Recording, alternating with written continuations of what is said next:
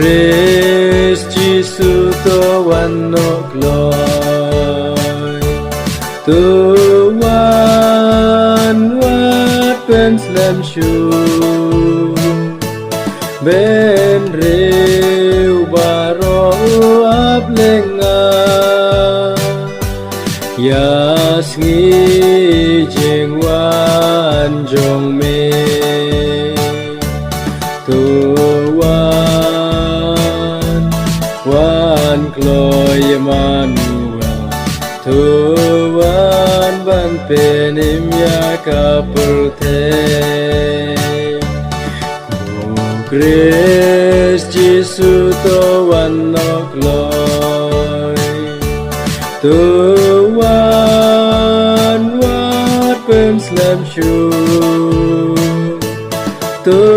one pelait no kiken dream kapo bat ka jing se to one glory Emmanuel to one ban penim ya kapurte Christ Jesus to one no glory to one what pen slam shoe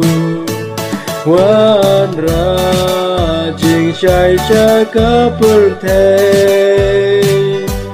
beno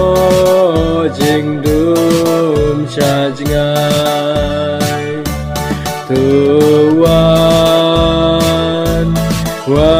glory Emmanuel to one ban penim ya kapurte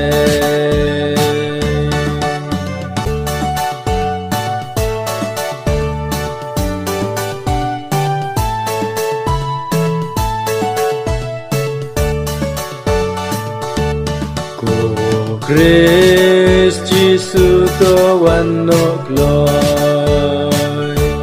to one what pen slam shoe ben reu baro ap lenga yasngi jengwa